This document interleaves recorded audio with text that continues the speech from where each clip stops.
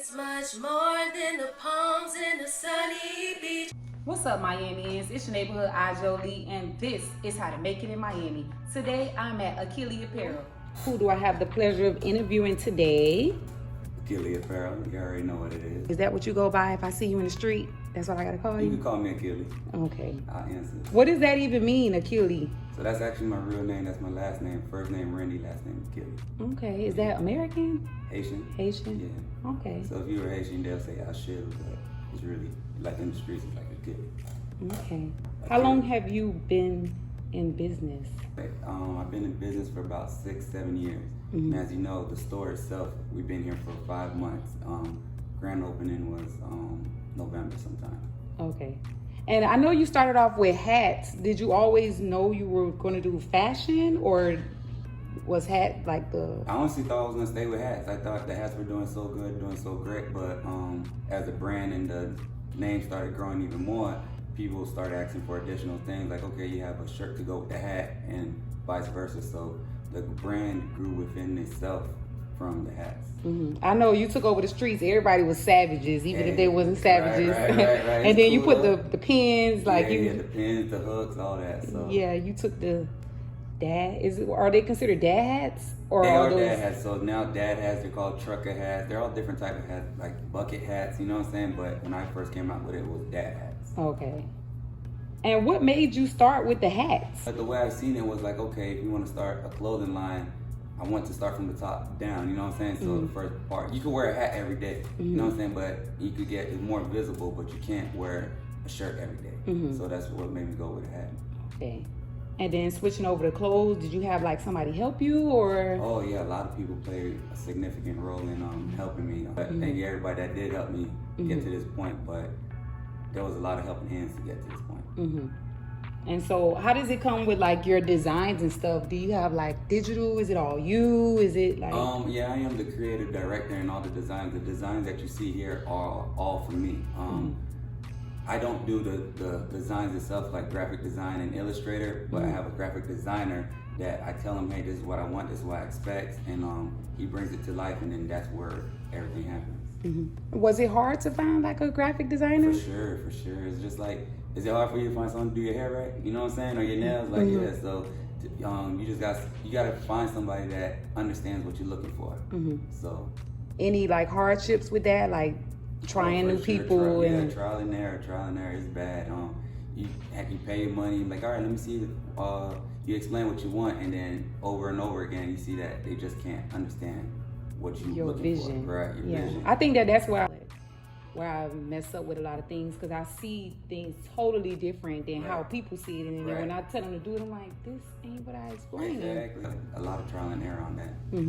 And then with like outsourcing, like how did you learn how to outsource? Like, man, you just gotta shake hands and talk to people and network. You know what I'm saying? You gotta Google's your friend, YouTube's your friend, TikTok.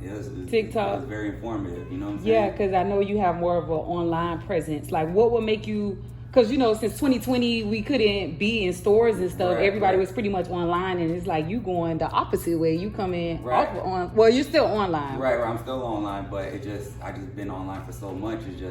I got tired of running around. The demand started getting so high that I started burning out. Like, I couldn't drive to everyone and everywhere. Like, hey, I need a hat, I need a shirt, I need this, I need that. So I was just like, it's time to open a brick and mortar. But like you said, I did do it the opposite way around. But it worked out. Like, what would make you choose this location, Miami Gardens? Everybody consider it, you know, murder. This my stomping ground. Right. It was just best available. It was either here or somewhere in Broward, but this was available in just the space itself. You know what I'm saying? It was a good deal, so we went with it. Okay. So does decision making come easy to you? Depends what we're speaking of. I fight myself a lot in my head with my thoughts when it comes to designs and how to put colors together and outfits and when we should release. There's plenty of things I done came out with and never released. You know what I'm saying? So decision making, it's cool, it's all right, but it's tough. It's tough. When you guys see it, it's nice, but by the time it gets to you guys, it's done. But in my head, it's just chaos. Would you say this is more like a passion, or is it like determination, or is it like, I gotta It's a little bit of everything. It's my everyday. It's a lifestyle now. So it started off as fun, then it was okay, passionate. You know what I'm saying? Then as I kept doing it every day, like okay, this is my lifestyle. Like I wake up, breathe this. I do this every day. Like I just know fashion in it. So like I see like. Is this a koi fish? Yes, a koi Is fish. that like your logo? Okay, that's just one of the Just designs. a nice fancy design. That's it. Because I see you have it here, so it's like. So yeah, I took that one out. Like I like the koi fish. Let's tweak it a little, put some color to it. Because you are a Pisces, right? I'm a Pisces. So you didn't have any. I mean, and I didn't really make it like that, but you can say that. But the logo itself has more meaning to it, like the A with the lightning bolt, like Achilles, the Greek god warrior. Greek god warrior. And then that's. So do you consider yourself to have swag? Man, you gotta have swag. You have to have a little something behind, a little sauce to you. So, of course, yeah. Okay. So what do you spend your spare time doing? Like, does that have anything to do with why you started the business? Yeah, I'm still doing this when I'm chilling. Like, and then there's sometimes I'm like, hey, you really need to take a break. Like, take it easy, partner. You know what I'm saying? So, even on my spare time, I'm doing this. So this is really what I do. So taking a break means what? Going to sleep? Like having somebody else do the work? Taking a break, yeah, probably sleep, go out to eat or something, just get your mind off it. Whatever I can get my mind off it. Go out, have a drink, something like that. So what do you think sets your brand apart from other, clothing lines? One thing I would say is the creativity that goes behind it and just the meaning, the time spent behind everything and my designs. And how far do you plan on going? Like, do you want to have multiple stores, or do you want it to be like? I take this anywhere. But to be honest with you, the end all be all is build a brand so big and end up selling it. So you don't build companies and brands to keep forever. Some people feel like that is cool, but the end all be all is like, yo, you build it so big that it's just known everywhere, and that it has value that you could sell it. And you do it again. And did you go to school and learn that, or you just knew? It just how easy it comes. Man. Because I literally took an intro to business class, and that's what they said. So I asked a lot of business owners, and they're like, "No, we're gonna pass it down to our kids." And I'm like, "That's not what they taught us. You're supposed to sell it." Like no, well, hopefully that you could sell it enough, and then your kids could be good when you introduce something else to them, another business. You know what I'm saying? Or help them jumpstart something. But no, never went to school for it. I wish I did, because I'm pretty sure I could learn some more stuff. But yeah, that's the end all be all goes. Definitely sell. So if you did it like that, would you still help like with your creativity and stuff, since it's still linked to your name, or? How much they give me? But if it just a little, just probably for like, all right, like I'll do this for like 3-5 more years. You know what I'm saying? And like, all right, I'm really done with it. Or I'll just give them the platform, like I'm giving you everything. Just follow the course. The script. Yeah. And so it was like, what's next? I don't know. So before I did this, I used to cut hair. I used to be a barber, and then I used to try to be a firefighter. I went to school, did all that. So when I got done cutting, I had like time in between. And I see why people, like retired people, go back to work. Like it's boring. Like, yeah. So I think I would find something to do. So do you still cut hair? Like no, on your... that's over with. No? Okay. Yeah. That's like beneath you now. No, I wouldn't say beneath. It's just next chapter. Okay. Yeah. Nothing's beneath you. You know what I'm saying? Yeah. That's nice to know. So how do you gain confidence to like just say, this is mine, this is what I'm doing? You just gotta trust yourself, trust the vision, trust the process. And I mean, you get discouraged in between every other day or whatnot, but just trust the process. Count your wins, even if they're small ones. It makes you feel good. So even getting to this point, I never thought I would got here. Never wanted a store, but I stay confident. I stay true to myself, just reflecting on the things I already got. So that's how I stay confident with what I'm doing and where I'm going. Okay. And then you have shoes as well. Yeah, we ain't sneakers. We building our little sneaker wall over there. So in the near future, that over there will be all, the clothes will be removed and just be all shelves of sneakers.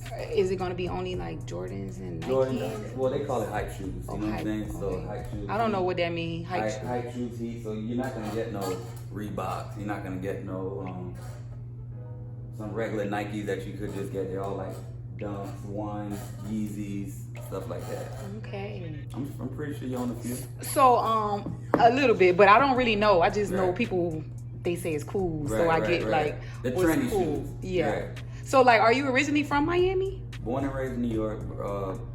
Yeah, you can say that, but went to school in Broward and Hollywood. Okay. Right. No, the reason why I ask, because I feel like this is like some New York flavor. It's just a little bit of everything. That's the thing. That's what I think sets me apart too. Like when you see this, you're like, yo, it's gonna look like it's from here. Yeah. You know what I'm saying? So that's a little niche I got to myself too.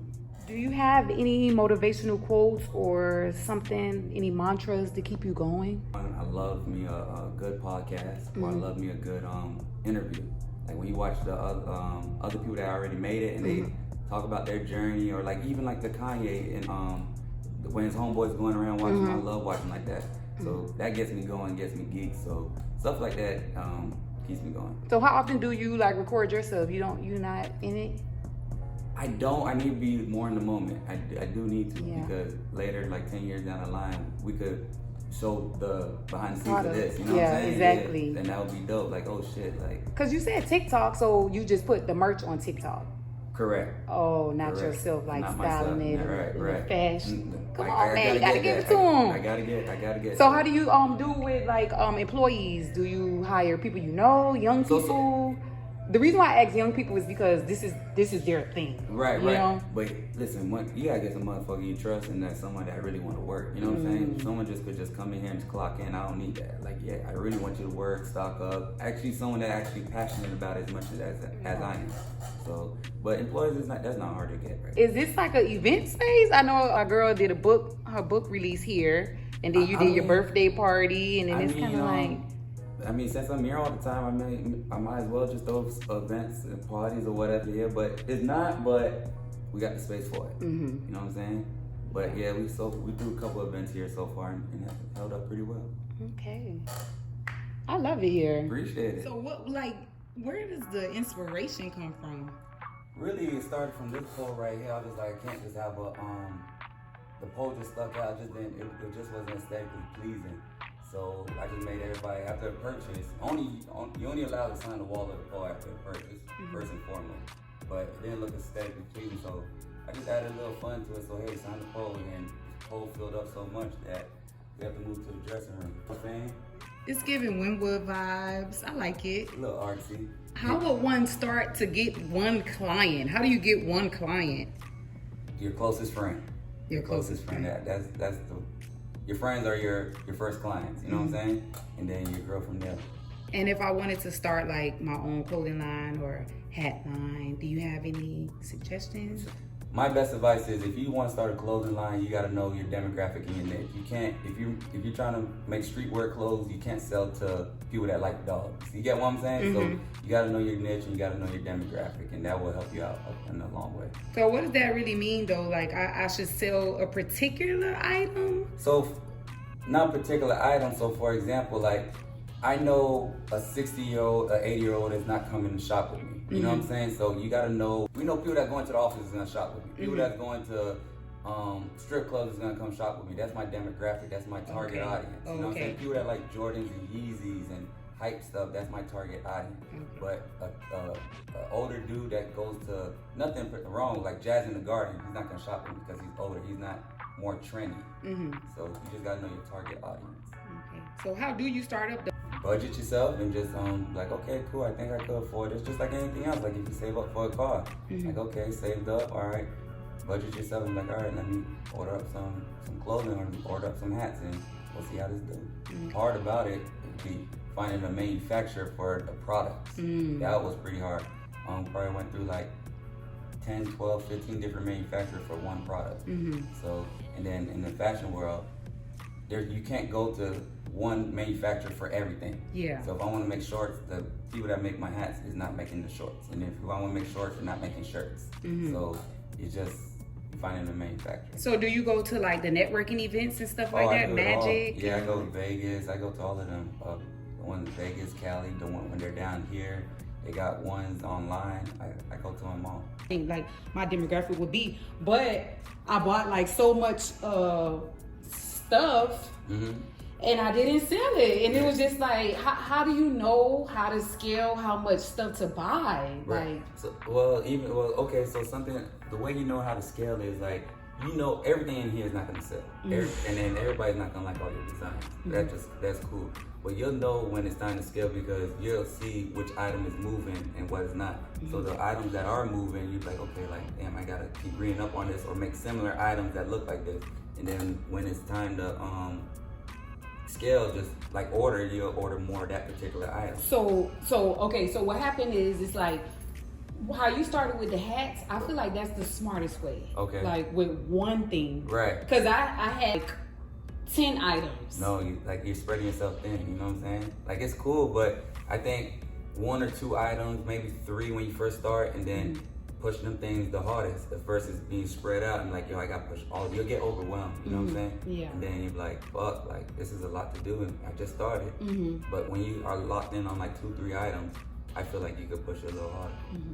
So with collections and stuff, do you go by like the seasons, or is it kind of just like how I'm feeling? So like, it's I guess it's really towards your demographic. Okay. So yeah, you can go by seasons, but we're in Miami. We probably have 1 season. You know what I'm saying? It probably gets cold down here a month out the whole year. Yeah. So I try to keep up with the seasons, but if I go to New York, I have to go with the seasons. But since I'm in Miami, not really. Okay. What designers inspire you? I like a lot of designers. Off-White, Gucci, Burberry, Diesel. Believe it or not, Diesel is one of them. A lot of design, a lot of high-end designers, even local people. I like fly shit, so your shit fly. A lot of people inspire, or I look into that. So would you consider yourself like a designer? For sure. So do you want to be like one of those high-end designers? Yeah, for sure.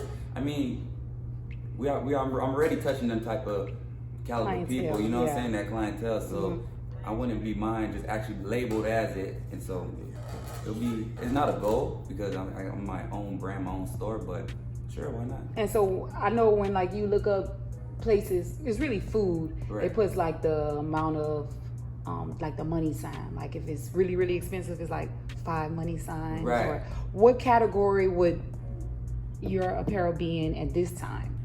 In between, like here Miami Gardens still, you know what I'm saying? So you're gonna have to cater to your demographic, but then you also have different ranges. Like, okay, you can have your $30 t-shirt, you can have your $60 t-shirt. You know what I'm saying? So it's either you want to pay it or not. So do you put them on sale? Of course, yeah. Okay. Yeah. Oh, yeah. Only person I know, one brand I know that don't put nothing on sale, and it's obviously it's hard to get to that level, but Louis Vuitton. Yeah, Louis, they burn their shit. Yeah, yeah. I heard. So, but Gucci put it, Burberry, like it's cool. Like put it on sale. It don't devalue your brand. So how do you know like how to price your product rather? Even if it wasn't like the demographic, like your market. So you look at other people that has the similar things to you. Okay. So and then you price it off there. You don't want to go too low. You don't want to go too high. You want to stay within that same price range. So like even like cars, like the high end cars, they're all within one range. You know what I'm saying? So what is your most proud accomplishment up to date?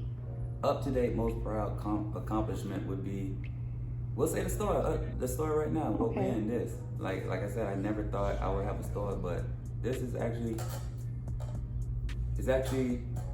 mind blowing. Like how many people you could say that own their own brand and have their own store and their own brand in their store. So like you go everywhere else, it's like a Simons. You have a clothing store, but it has a whole bunch of other brands in it. So I say that's just one accomplishment that I take to heart. Okay. And do you offer like styling services? No, I haven't got. Don't let me say no, but I haven't got there yet. Okay. But it's collaboration over competition every day. You know what I'm saying? So I'm open to all of it. It gotta make sense though. Like you just can't come like let's collab. Like it gotta make sense. Okay. Don't waste my time or yours. Right. So anything you would tell to like your younger self? I would have did it a little earlier. I would have, because of course when you're in school, everybody think they're gonna make it to the league, play football, and whatnot. I think I would have did it a little earlier, but I'm not mad about it because the tools weren't there, the foundation wasn't there at the time, the resources. So I'm not mad at it. I'm happy with where I'm at now. No regrets. We'll take it for what it is. Right. So the infamous question: how to make it in Miami? Mind your fucking business. Mind your business. Stay in your lane. Mind your business. Don't bother nobody. I say you gotta hustle out here. Yeah, this city moves way too fast. And that's how you really could make it. Like I don't have no problems with nobody, and just stay in your lane. Shout out to everybody that helped me got to this point. Thank you with the continuous love and support. I really appreciate it. The brand is only gonna get bigger and better. We got multiple collections. We got women dropping, and more stores opening. We're shooting for Cali, Atlanta, and Texas. Thank you. And I appreciate you coming by. Thank you.